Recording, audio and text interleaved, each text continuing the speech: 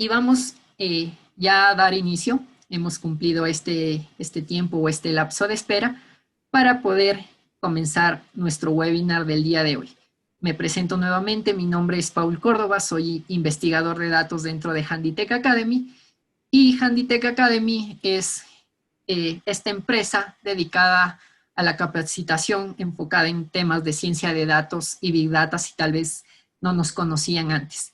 A través nosotros de nuestra plataforma DataBits tratamos de dar este conocimiento o tratar de capacitar a los profesionales latinoamericanos en estas temáticas que son de interés general. El día de hoy vamos a tener el webinar que se titula Importancia de la explicabilidad de modelos predictivos en el sector financiero. Es muy importante ya cuando nosotros implementamos este tipo de iniciativas de aprendizaje automático, el poder dar una interpretación de los resultados, y precisamente Ana va a ser nuestra instructora del día de hoy, la cual voy a presentar con su perfil para que ustedes la conozcan un poco más y tengan en cuenta su background. Actualmente ella es Data Scientist dentro de MAPFRE, en esta parte de seguros, y está cursando este máster de investigación en inteligencia artificial en la UNED. Tiene experiencia como Data Scientist dentro de Bankinter, es decir, dentro del sector de finanzas, y es graduada, es decir, tiene estas bases de ingeniería matemática por la Universidad Complutense de Madrid. Nos va a tratar de nutrir, bajo su experiencia y su conocimiento en la implementación de estas iniciativas de aprendizaje automático, la parte de interpretabilidad, precisamente para la importancia de negocio que esto tiene y las consecuencias de que los data scientists, en este caso este perfil que está tomando tanto auge, comience y pueda dar esta explicación sobre los resultados que está obteniendo a través de sus predicciones. Con ello, Ana, te doy la bienvenida. Muchas gracias por estar con nosotros a pesar de la diferencia horaria, y podemos dar comienzo a nuestro webinar. Bueno, pues hola a todos. El título de este webinar es, como ha dicho Paul, la importancia de la explicabilidad de modelos en el sector financiero, y consta de diferentes partes. En primer lugar, una primera parte sobre introducción y contextualización de la importancia de los modelos de explicabilidad. Posteriormente expondré el contenido, las bases teóricas sobre 3 algoritmos de explicabilidad que son, en este caso, ELI5, Lime y SHAP.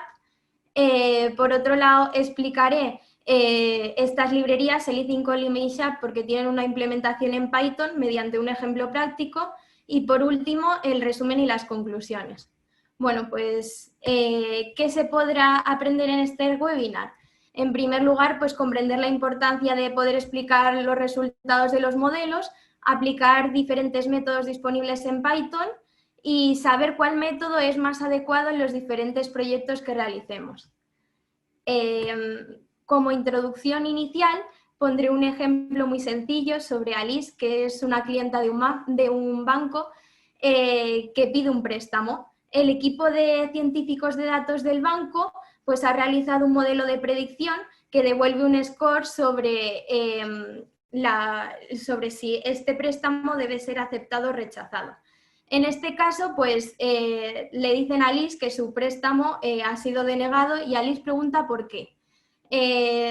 Tal vez los científicos de datos no sepan contestar a esta pregunta, y esto sobre todo causa una pérdida de credibilidad sobre los resultados del modelo, aparte de tal vez mostrar que no somos capaces de conectar el contenido matemático de nuestros algoritmos con el lenguaje que tiene negocio y de interpretación de resultados. Además de todo esto, en febrero de 2019 en algunos lugares se añade una ley bancaria que permite a un cliente el derecho a recibir una explicación en caso de decisión de crédito negativa, lo que hace imprescindible saber dar esta explicabilidad.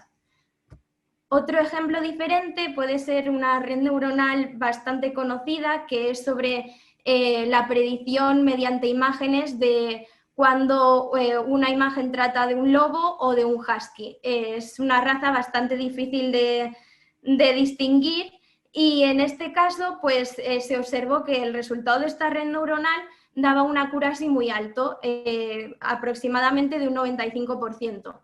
En este caso, al interpretar las imágenes, al ver qué explicabilidad podía tener, se dieron cuenta de que en todas las imágenes que aparecía un lobo, el paisaje de por detrás era con nieve, y en las que aparecía un husky no presentaba nieve. Al interpretar el modelo, vieron que esto es lo que diferenciaba la red neuronal. Y esto es un ejemplo de un algoritmo que teóricamente es correcto, pero de una manera práctica tal vez no nos sirviera para resolver el problema que estamos planteando. Además de todo esto, pues si miramos el epiciclo de Gartner de inteligencia artificial de 2019, vemos que bueno, este diagrama en lo que consiste es en un patrón común que siguen el inicio de nuevas tecnologías. Vemos que la explicabilidad de algoritmos de inteligencia artificial se encuentra en un periodo de innovación, es decir, en estado de emergente, y que los algoritmos de Machine Learning siguen en el pico de este diagrama. Por tanto, bueno, además se prevé que los algoritmos de Machine Learning cada vez se introduzcan más en las diferentes empresas, y este crecimiento debe de ir acompañado de una investigación sobre la interpretabilidad o explicabilidad de los modelos. Sobre todo está impulsado pues, por factores como, por ejemplo, en la Unión Europea, el nuevo Reglamento de la Protección de Datos, el derecho a la explicación, las preocupaciones sobre la seguridad, o en el punto de vista de los científicos de datos, pues puede ser la buena reproducibilidad del modelo o eliminar posibles sesgos que se introduzcan en los modelos. Bueno, pues si representamos todos los algoritmos en el gráfico de la izquierda, donde el eje de las X es la explicabilidad y el eje de las Y es el accuracy que obtenemos en los modelos, podemos observar que el algoritmo más explicable es una simple regla de clasificación. Por ejemplo, imaginemos que queremos explicar por qué a Alice no le han concedido el préstamo. Una simple regla podría ser que si tiene menos de 20 años, entonces siempre será rechazado. Vemos que va aumentando la complejidad a medida que bueno, que el modelo es más preciso, y pues en el pico vemos que están las redes neuronales o los ensambling de árboles. En este caso, un modelo lineal es aquel que tiene una función analítica para representar el modelo, y por tanto se puede interpretar de una manera muy simple. Un modelo que no sea lineal, pero que tal vez se le pueda aplicar un kernel, como vemos en el gráfico de la derecha, también es más o menos sencillo de explicar, pero sin embargo los datos que tenemos en la realidad generalmente no son separables de una forma lineal, y es necesario pues utilizar modelos más complejos para poder separar estos datos. Algunos gráficos que nos vienen a la mente a la hora de poder interpretar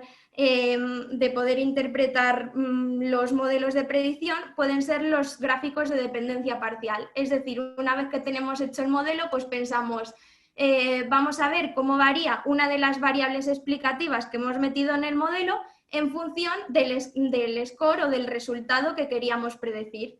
También podemos coger dos de las variables y ver cómo varía en función del score. Sin embargo, cuando tenemos un número muy grande de variables, estos gráficos se hacen bastante pesados, y sacar una conclusión de todos ellos pues tiene bastante dificultad. Por otro lado, también podemos pensar en que, bueno, cuando hacemos árboles de decisión, pues podemos sacar un gráfico que sea de importancia de variables. Sin embargo, este gráfico en muchas ocasiones se queda corto debido a que, por ejemplo, no es capaz de, teniendo la variable, decirnos si tiene una relación directa o indirecta con la variable objetivo. Solo podemos ver cuánto peso tiene a la hora de la predicción. Por tanto, ¿qué es un modelo de explicabilidad? Pues bueno, por un lado tenemos los modelos lineales. En los modelos lineales se introduce las variables x1, xn, que son las explicativas. En este caso, en el ejemplo de Alice, pues podría ser la edad, si tiene hipoteca, etcétera, que combinadas de una manera lineal obtenemos una estimación de la variable objetivo. Y esta combinación la sabemos exactamente porque se conoce una función analítica que explique la variable que queremos estimar. y se combinan de una manera aditiva. Por otro lado, tenemos el modelo complejo. En el modelo complejo tiene el mismo input, las variables x1, xn, que se realiza dentro una serie de transformaciones y de combinaciones que nos dan la estimación de la variable objetivo. Sin embargo, no se conoce una función analítica que explique la variable y en función de las variables explicativas. ¿Qué es lo que hace un modelo de explicabilidad? Pues se realiza posteriormente al modelo complejo y lo que hace es simular diferentes situaciones y preguntarle al modelo complejo qué resultado nos va a dar. No sabemos su función, pero sí nos puede decir qué resultado va a dar. Y con estos resultados obtenemos una estimación de esos pesos que en el modelo lineal son tan fáciles de estimar y que en el modelo complejo solo se puede obtener una aproximación. Bueno, pues esta es la idea de cómo van a actuar los algoritmos de explicabilidad que voy a comentar. En este caso, pues son 3 algoritmos, el I5, Lime y SHAP, que bueno, están ordenados por orden de complejidad. En el SHAP se usan la base teórica del modelo Lime y del modelo I5. Y bueno, estos algoritmos también tienen una implementación en Python, por lo que posteriormente, después de explicar las bases matemáticas de cada uno de ellos, pues voy a comentar un poco un breve ejemplo práctico para que veamos cómo se utilizan. Bueno, en primer lugar tenemos la librería Li5, está disponible en GitHub y tiene bastantes contribuciones, y el método que me gustaría destacar de esta librería es el de Permutation Importance, que consiste en realizar n permutaciones a cada una de las variables. Es decir, supongamos que queremos explicar por qué a Alice no se le ha dado el préstamo. En este caso, pues algunas de las variables input, de esas variables explicativas, podrían ser la edad, si tiene hipoteca, etcétera. Y bueno, luego tenemos la variable objetivo y, que es 1 si no se le concede el préstamo y 0 en caso contrario. Bueno, pues lo que se realizaría mediante este modelo sería, cogeríamos la primera variable, que es la edad, realizaríamos n permutaciones, siendo n un parámetro de entrada, aleatorias. Y de estas permutaciones, posteriormente sacaríamos la pérdida media del modelo al permutar la variable n veces, que sería el primer dato de la izquierda, y la desviación típica. Cada una de estas filas indica una característica diferente, es decir, la primera fila podría ser la correspondiente a la edad, la segunda la correspondiente a tiene hipoteca, etcétera. En este caso, pues aquella variable que tiene una pérdida mayor al permutarla en el modelo, es decir, al hacerla aleatoria, es la que más importa, bueno, es la que el modelo elige que es más importante, debido a que al quitarla el modelo pierde mucha ganancia. Bueno, por otro lado tenemos el modelo Lime. Este modelo, sus siglas significan Local Interpretable Model Explanation, y es una librería disponible en R y Python, y su paper es Why Should I Trust You? Explaining Prediction with Any Classifier, que se creó en 2016 y donde viene explicado toda esta librería de Python. Está disponible en GitHub y tiene muchas contribuciones. Los tipos de datos que trata son tabulares, imágenes y texto, pero en este caso voy a explicar un ejemplo de datos tabulares para entenderlo mejor. Sin embargo, el fundamento de este modelo es igual tanto en datos tabulares como en imágenes como texto. Bueno, en lo que se basa es que supongamos que el modelo complejo es un conjunto de muchas piezas, pero una única predicción solo es una pequeña pieza del modelo y se puede aproximar. Por lo tanto, este modelo lo que hace es predicciones a nivel local, es decir, en la tabla que tendríamos de la cantidad de personas del banco que se les acepta o se les rechaza el préstamo, una única predicción podría ser la de Alice.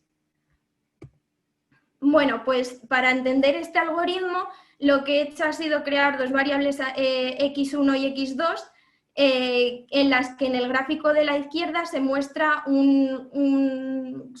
cómo están distribuidas. Las variables x1 y x2 son las que explican la variable y, que en color negro sería cuando toma el valor 1 y en color gris cuando toma el valor 0. Entonces, en este caso, pues una combinación de las variables x1 y x2 da la variable y. Como vemos, no existe ningún hiperplano, es decir, ningún modelo lineal que sea capaz de explicar exactamente, de diferenciar el color negro del color gris. Sin embargo, con un algoritmo un poquito más sofisticado, como puede ser un random forest, pues vemos que sus predicciones sí que son capaces de explicar de una manera bastante buena la variable y, la variable explicativa. En este caso, supongamos que queremos predecir el valor del punto que está en azul, que es cuáles son los pasos que realizaría este modelo. ¿Queremos predecir? No, queremos predecir la importancia, la explicabilidad, cuáles son las variables y en qué proporción han afectado más. Bueno, pues en primer lugar se generan n perturbaciones en torno al punto que se desea explicar. Estas permutaciones tienen que ser pequeños cambios del punto, que sean puntos bastante similares al que se quiere explicar. Posteriormente, en el gráfico, estas perturbaciones serían todos los puntos que se ponen sobre los colores gris y negro. Posteriormente se ponderan las observaciones más cercanas al punto que se quiere explicar, es decir, al punto azul. Como vemos en la imagen, pues las más cercanas serían los puntos verdes y los puntos amarillos y naranjas. Bueno, pues posteriormente lo que se realiza es preguntamos al modelo complejo cuál es el resultado que nos da en todos esos puntos, en todas esas perturbaciones que hemos creado y apuntamos el score. Bueno, una vez que se sabe el score, lo que hacemos es estimar un modelo lineal que prediga cuál es la mejor ecuación lineal en torno a todos los puntos que hemos creado. En este caso, pues el modelo lineal que mejor se ajusta es menos 1,3 por x1 menos 0,6 por x2. Es decir, que la variable y en este punto, la estimación de la variable y, tiene una relación indirecta con la variable x1 y con mayor peso que la variable x2, que también tiene una variable indirecta, pero con un coeficiente menor. Bueno, esto que os he explicado anteriormente sobre los vecinos más cercanos que se ponderan, se realiza mediante un kernel exponencial. Es decir, que aquellas observaciones que estén más cercanas al punto, pues su distancia será muy pequeña, pero las que estén muy alejadas se ampliará de una manera exponencial. Este kernel exponencial tiene un parámetro que se llama kernel width en la librería, que al variarlo varía mucho el número de vecinos más cercanos. En este caso, por ejemplo, hemos considerado en el gráfico de la izquierda una anchura del kernel de 0,2, pero si la consideramos de 2, lo que vemos es que aumenta mucho el número de puntos más cercanos, el número de puntos verdes, y por lo tanto el hiperplano estimado en este caso pues tendrá lo que tiene es diferente pendiente, unos coeficientes bastante más cercanos a 0. Por lo que en este método hay que tener bastante cuidado con la anchura del kernel y simular diferentes escenarios hasta encontrar uno preciso. Todo este método, ¿cómo se resume en una ecuación? Pues en primer lugar lo que hemos hecho ha sido simular n perturbaciones. De estas n perturbaciones hemos visto en el modelo F, en el modelo complejo, el resultado que nos da, y lo que hemos intentado hacer es estimar un modelo G, un modelo lineal, una regresión lineal para esos puntos, y los hemos ponderado por un kernel, que es por las distancias. ¿Cuál es el objetivo? Pues minimizar la distancia que tenemos desde los puntos predichos por el modelo complejo F y la regresión que estamos calculando. Bueno, pues esto sería el modelo LIME, y por último tenemos el modelo SHAP. El modelo SHAP tiene de siglas Shapley Adaptive Explanation y es una librería disponible en Python y en R. El paper que se realizó fue An Undefined Approach to Interpreting Model Prediction y se realizó en 2017, y también tiene muchas contribuciones en GitHub.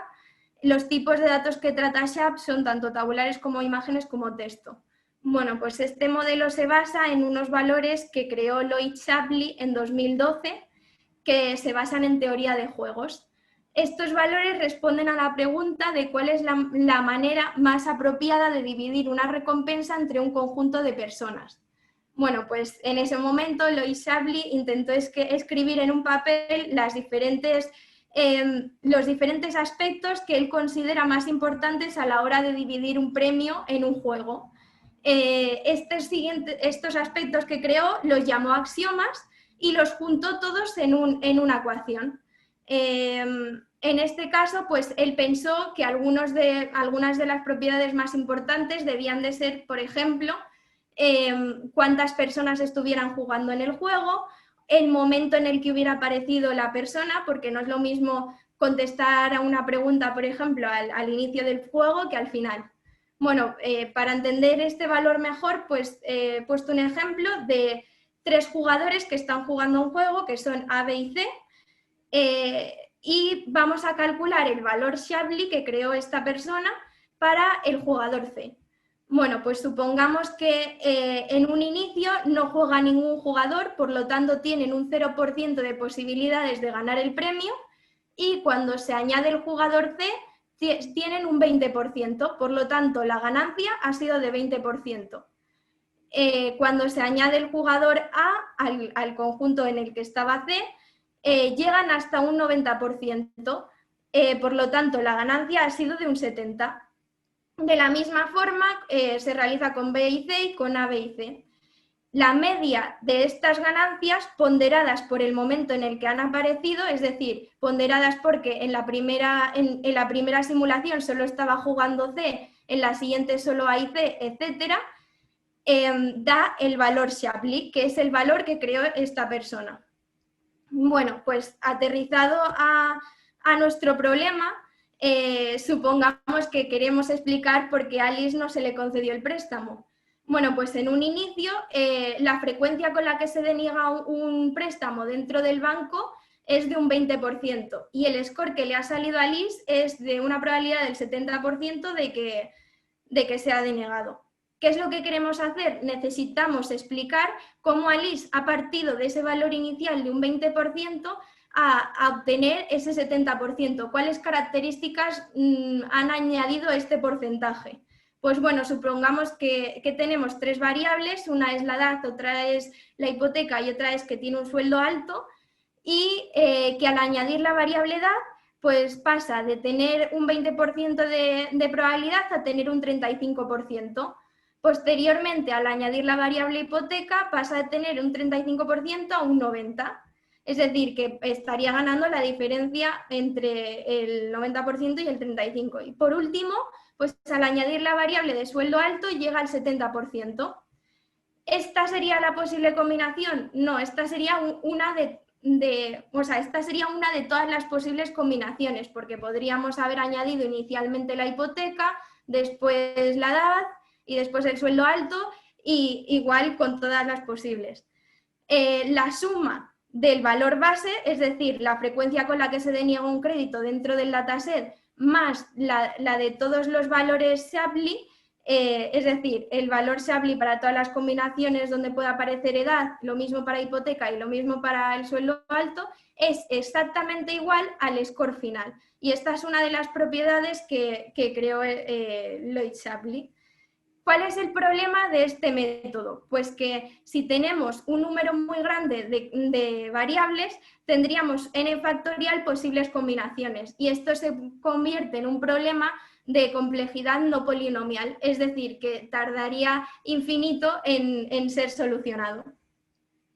¿Qué se hace frente a un problema no polinomial? Pues bueno, me encantaría que alguien demostrara que P es igual a NP, pero en caso de, bueno, eso no es posible, entonces encontrar una aproximación. ¿Y cuáles ideas pueden ser para encontrar una solución? Pues sobre todo fijarnos en los métodos anteriores que he explicado.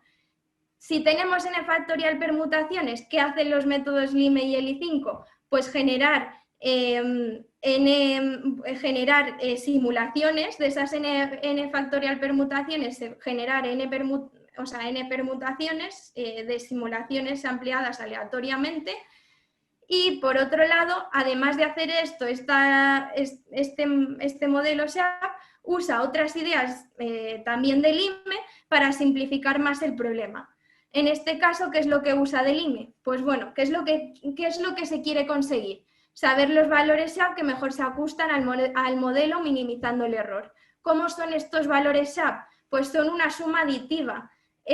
Suma aditiva lo que nos indica es que podemos usar un modelo lineal. Por tanto, podemos representar la ecuación que hemos visto anteriormente, esta del valor Shapley, como la minimización del resultado del modelo para cada subconjunto S, estimando, es decir, estimar una ecuación lineal que se ajuste lo mejor posible a cada subconjunto S que estamos simulando.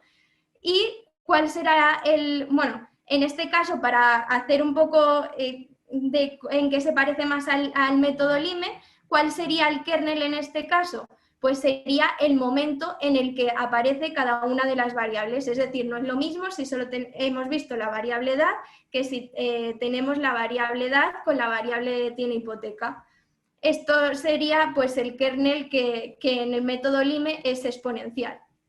En este caso, pues este kernel, ¿cuál sería su gráfica? Pues supongamos que tenemos m igual a 15 participantes en el juego o 15 variables en este caso, cogiendo diferentes subsets, lo que se ve es que al inicio del modelo el valor del kernel tiene más peso y al final, es decir, cuando cuando el subconjunto S se va pareciendo más a 15, también se le atribuye más valor al kernel.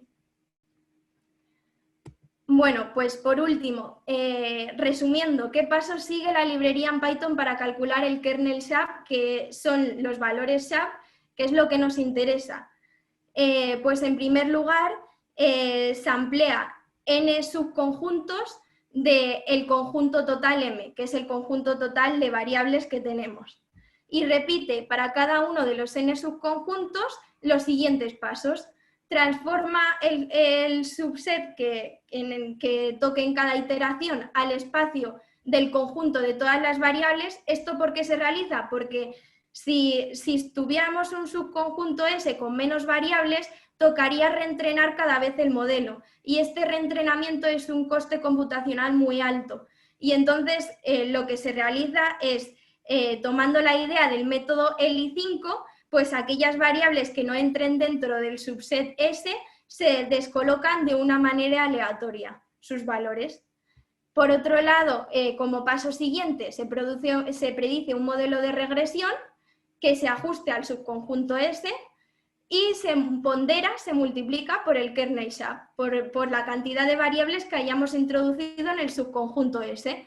Y por último, se devuelve la media de los coeficientes de cada modelo de regresión estimado, que estos serían los valores SHAP. Y los valores SHAP pues son los que reúnen esa serie de características que son las que queremos tener en cuenta a la hora de evaluar cómo de importante es una de nuestras características dentro del modelo. Por último, pues para algoritmos de árboles, el kernel SHAP todavía está más optimizado porque tiene en cuenta algunas de las propiedades de los árboles de decisión, como la entropía, etc. Bueno, pues ahora voy a contar un ejemplo práctico sobre las librerías LI5, LIME y SHAP. En este caso, bueno, en primer lugar, esto es un notebook de Jupyter de Python.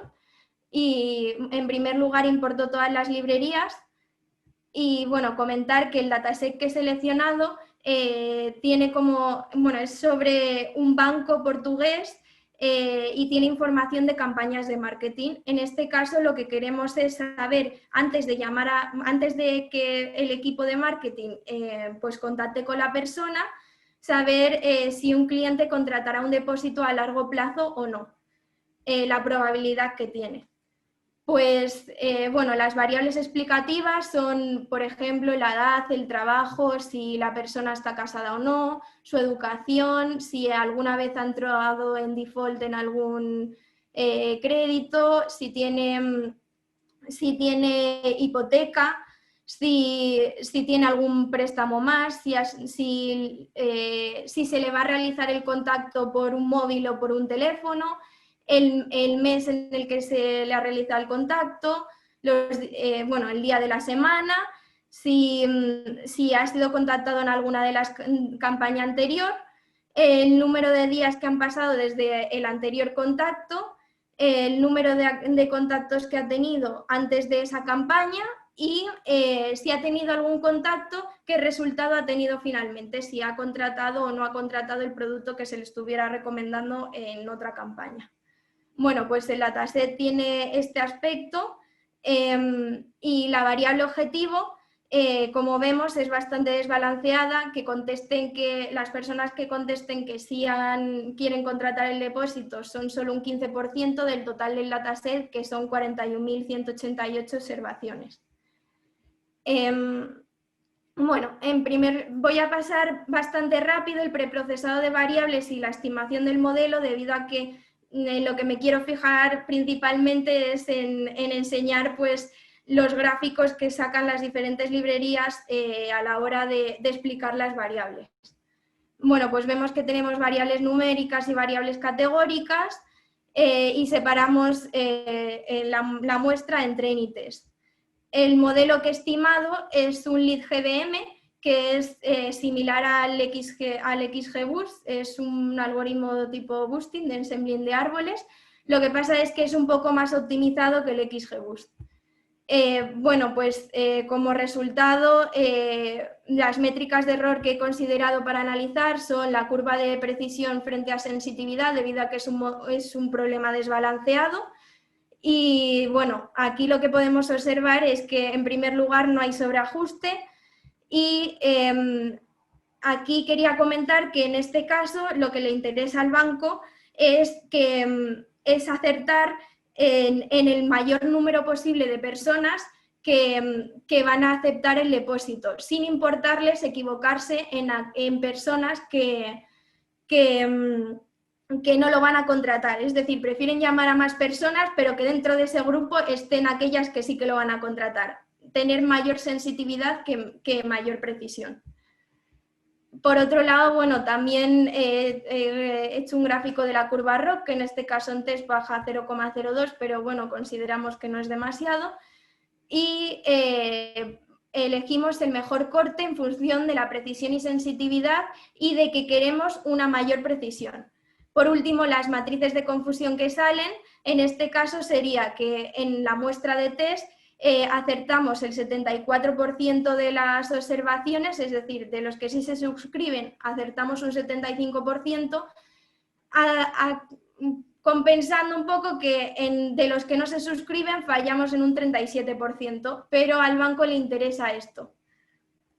Bueno, pues a continuación pasamos a la importancia de variables del modelo. En primer lugar empezamos por el método de permutation importance, que en este caso pues, lo que nos muestra son las variables más importantes o que más han variado a la hora de alterar n veces su valor haciendo permutaciones aleatorias. En este caso la variable más importante es la PDays, es la variable PDays, que es el número de días desde el último contacto que ha tenido la persona.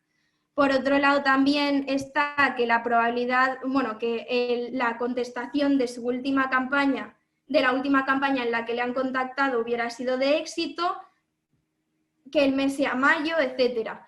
¿Cuál es el inconveniente de este método? Pues como hemos comentado anteriormente, un poco el inconveniente es que sí que nos saca las variables más importantes, pero no podemos ver si esta relación es directa o indirecta con la variable objetivo. Por tanto, bueno, esto sí que lo realizan los métodos Lime y Sharp. Ahora voy a enseñar qué es lo que se ve con el método Lime. Como hemos indicado anteriormente, este es un método que proporciona resultados a nivel local, es decir, que solo podemos coger una de las observaciones del dataset e intentar explicarla. En este caso, pues bueno, he cogido la observación 888 de la muestra del test. ¿Cómo lo explicamos? Pues bueno, esta observación tiene un 39% de probabilidad de que sea un 1, que lo que vemos es que es bastante alta debido a que es un problema muy desbalanceado y un 39% en un problema desbalanceado siendo aleatoriamente coger una observación, el 15% de probabilidad de que la persona acepte el depósito, pues es bastante alto. Bueno, pues tenemos en esta observación que que se contacte en el mes de marzo contribuye positivamente a que, o sea, empuja hacia que la probabilidad sea 1, que el contacto sea por móvil también, que no haya entrado en default en otros préstamos, en algún préstamo también contribuye positivamente. Sin embargo, variables que contribuyen negativamente, ¿cuáles son? Bueno, se me ha olvidado comentar al principio que al inicio he introducido una variable aleatoria al modelo simplemente para saber, una variable aleatoria entre 0 y 100, simplemente para saber interpretar mejor la importancia de las variables, porque aquellas que estén debajo de la variable aleatoria serán las que no tienen nada de importancia. En este caso, pues podemos observar que esa variable aleatoria que he introducido al modelo, en el caso del método de permutation importance, está en la posición número 10, por lo cual todas las que están para abajo explican bastante poco al modelo, y en este caso, pues la variable aleatoria se encuentra en la posición 3, por lo que solo las 3 primeras aproximadamente están aportando información a este resultado. Por otro lado, pues bueno, he elegido otra observación, la número 400. En este caso, pues existe una probabilidad, o sea, de que la persona conteste que no quiere el depósito del 96%, y que contribuye hacia esto, pues que el contacto sea telefónico, que el mes sea mayo, que la variable edad esté entre 32 y 38 años, etcétera. Bueno, ¿qué es lo que se nos queda corto de este modelo? Pues que no es capaz de darnos un resultado a nivel global, solo es capaz de darnos resultados a nivel local, cogiendo una única observación. Bueno, pues esto lo podemos resolver mediante el método SHAP. El método SHAP es capaz de darnos explicaciones tanto a nivel local como a nivel global, y una de las gráficas que nos muestra es esta. ¿Qué es lo que quiere decir esta gráfica? Pues en primer lugar, el eje de las X es el valor del SHAP, y el eje de las, bueno, en este caso los gráficos del color rojo y el color azul lo que indica son valores altos o valores bajos de la variable. Es decir, cojamos la variable más importante porque están ordenadas por importancia. Si el contacto es por móvil, esta variable solo toma valores 0 o 1. Entonces, en este caso, si toma el valor 1, que significa un valor alto, contribuye positivamente hacia un valor del SHAP más alto. El valor del SHAP está correlacionado con el score del modelo de predicción de la siguiente forma. Valores del SHAP bajos, es decir, en este caso negativos, contribuyen hacia un score de 0. Valores de SHAP alto contribuyen hacia una probabilidad o un score más cercano a 1. Entonces, en este caso, ser contactado por un móvil, significa el color rojo, contribuye hacia un score alto, o sea, hacia que la probabilidad sea más cercana a 1, de que sí que conteste la persona que quiere el depósito. Si vemos, por ejemplo, el contacto telefónico, vemos que los colores exactamente son al contrario que el contacto por móvil. Y esto quiere decir que tiene una relación contraria, es decir, que valores altos de que el contacto sea por teléfono contribuyen hacia que el score sea 0, es decir, hacia que la persona rechace que quiere un depósito. Pues bueno, de la misma forma ocurre con todas las variables. Vemos pues que se contacte en el mes de mayo contribuye hacia que el score sea 0. el número de días, si son altos, pues, o sea, desde el último contacto, contribuyen también hacia que el score sea 0, de una manera inversa a la edad, etc. La variable aleatoria se encuentra aquí. Como podemos observar, esta variable significaría que no aporta nada debido a que el color rojo lo tenemos tanto por detrás del 0 como por delante del 0. Eso quiere decir que valores altos contribuyen de la misma forma a que el score sea 0 que a que el score sea 1. Bueno, por otro lado también podemos ver este mismo gráfico, pero sin interpretarlo de una manera directa o indirecta. Y además podemos coger, como en el método LIME, una observación cualquiera, en este caso he cogido la misma que antes, y ver cuáles variables contribuyen hacia que el score sea un 0,39, o en este caso, y cuáles contribuyen negativamente. Si lo comparamos con los valores que nos ha dado para esta observación 888 del método LIME, vemos que prácticamente es lo mismo, que contribuye que el mes de marzo positivamente, que se contacte en el mes de marzo, que el contacto sea por móvil y que, por ejemplo, no se contacte en el mes de mayo. Que podemos observar esta relación en este gráfico también. Lo mismo he realizado para la observación 400, que en este caso tiene una probabilidad muy baja de que sea aceptado el depósito, y las variables que empujan a que esta probabilidad sea muy baja es que el contacto sea por móvil, que el mes sea mayo, que no entre en default, etc. Bueno, pues aparte de todo esto, el método SHAP se puede utilizar con el modelo LeadGBM. Exactamente la predicción de la probabilidad. Tiene un parámetro que se llama predict_contrib igual a true, en el que saca todos los valores SHAP de cada una de las observaciones. Por tanto, un output bueno para las personas de negocio podría ser, aparte de darles el valor predicho y la binarización del valor predicho, es decir, si es aceptado o denegado el depósito, pues aquellas variables que han contribuido más hacia que se acepte y aquellas variables que han contribuido más hacia que se rechace. Un posible output que podría ser para las personas de negocio sería interpretar este gráfico pues de una forma a lo mejor con gráficos de dependencia parcial. Como si vemos que el contacto por móvil ha sido importante, pues cogemos y hacemos un gráfico más simple y ya se lo enseñamos a la gente de negocio, que este gráfico seguro que lo saben interpretar mejor. Bueno, y por último, resumen y conclusiones, pues ¿qué es lo que hemos visto? En primer lugar, pues hemos visto que un modelo de explicabilidad es aquel que intenta estimar a que esos pesos que en un modelo lineal son tan fáciles de estimar, sin embargo, pues en un modelo complejo no se pueden estimar porque no existe una función analítica. Entonces trata de simular diferentes situaciones para poder estimar estos pesos y dar una explicación. El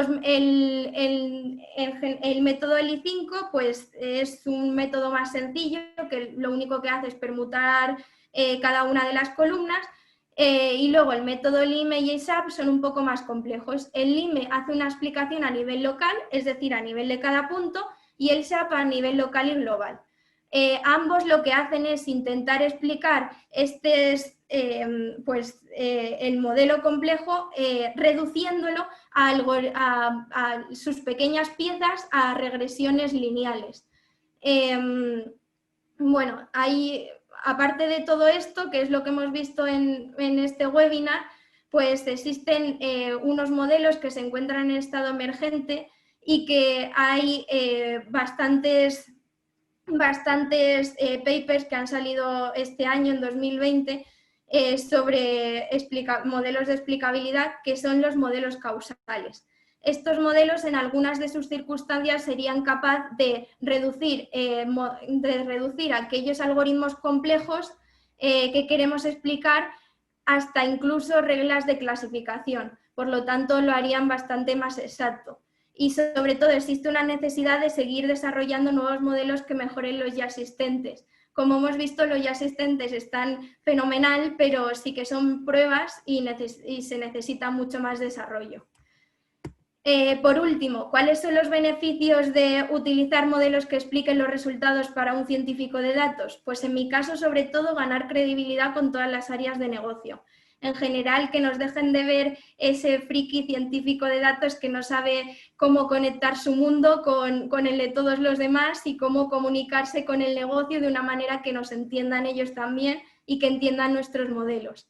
También contribuye a una mayor seguridad personal, poder reproducir experimentos y seguir los modelos. Por ejemplo, si en un mes sacamos la importancia de variables y nos sale de una forma y al siguiente mes vemos que una variable muy importante ahora es súper poco importante, por ejemplo, podríamos detectar un fallo de los ingenieros de datos que han ingestado en ese mes toda una variable entera ceros. Es decir, pues detección de errores también. Por otro lado, encontrar nuevos focos de acción de negocio debido a que vamos a un nivel muy riguroso y esta rigurosidad nos puede llevar a encontrar que, por ejemplo, una variable que nunca habían considerado pues es súper importante. Y por último, en algunas situaciones comienza a ser obligatorio saber explicar el resultado de los modelos, lo que hace todavía más importantes utilizar este tipo de modelos y que se vayan desarrollando. Bueno, y doy por finalizada la presentación. Muchas gracias, Ana. En verdad creo que es un tema de alto interés para la parte de los científicos de datos y poder realizar esa explicación del procedimiento que están tomando, de las respuestas que están obteniendo a partir de la implementación de los algoritmos. Han surgido algunas preguntas que vamos a ir tratando de dar la respuesta. Preguntaban que dentro del método Lime, ¿cómo podríamos seleccionar la anchura, el ancho del kernel, el kernel width? Tal vez hay alguna recomendación, alguna métrica. Sí, bueno, es uno de los inconvenientes que tiene esta librería, porque si nos fijamos, el ejemplo que he puesto yo es en 2 dimensiones y en 2 dimensiones todo se ve muy bien, pero cuando tenemos muchas variables eso no se puede observar tan bien. Entonces sí que es verdad que en esta librería en Python recomiendan que esta anchura del kernel sea 0,75 por la raíz del número de características. Y supuestamente esto lo han optimizado. De hecho, si ese parámetro en Python no pones nada, te lo considera directamente así. Y supuestamente explicaban en la documentación que eso lo han estudiado ellos y la manera óptima es poner eso, pero es verdad que hay que tener cuidado con ese parámetro. Excelente. También nos preguntan cuál de los 3 métodos es menos costoso computacionalmente. Vale, pues el método SHAP tiene muchos hiperparámetros. Por ejemplo, en este caso se puede jugar a estimar, como he explicado, el score final, la probabilidad que te saca el modelo, o también la función de pérdida. O sea, es la diferencia que hay entre la predicción y el resultado. Bueno, en función de estos hiperparámetros, pues varía mucho la complejidad computacional, por ejemplo, del método SHAP. El que menos ha tardado es el método LI5, luego por complejidad también es el método LIME. ¿Por qué? Porque realiza solo resultados a nivel local, solo con un punto. Entonces ese punto es mucho más fácil que estimar todo el dataset. Y por último está el método SHAP, pero el método SHAP a nivel local, si solo coges un punto, te tarda lo mismo que el método LIME. Lo que pasa es que también se puede estimar a nivel global y cuando lo estimas a nivel global es cuando tarda más. Sin embargo, yo el método SHAP es el que uso siempre en todos los lados donde trabajo. Entonces, no, es verdad que cuando tienes muchos datos, pues puedes tirar 15 minutillos, pero no tarda demasiado. Excelente. También nos preguntan, dentro de la importancia de variables que se analiza dentro de SHAP, ¿debería hacerse con la muestra de training o de validación? Vale, pues eso es dependiendo del problema que quieras resolver. Por ejemplo, bueno, en primer lugar, saber que la muestra de test la estamos haciendo con el modelo que hemos entrenado con la muestra de train. Pero, por ejemplo, supongamos que queremos resolver un problema que sea qué efecto le atribuimos a cada una de las campañas en el dinero total que tiene el banco. Pues en este caso lo que queremos hacer es encontrar esos pesos del dataset de entrenamiento. O sea, es dependiendo del problema. Sin embargo, en un problema como el que he enseñado yo de clasificación, creo que estaría bien pues, probarlo en las dos muestras y ver si existe alguna diferencia o no. Excelente, es decir, comprobar y ver que sea correspondiente en ambas.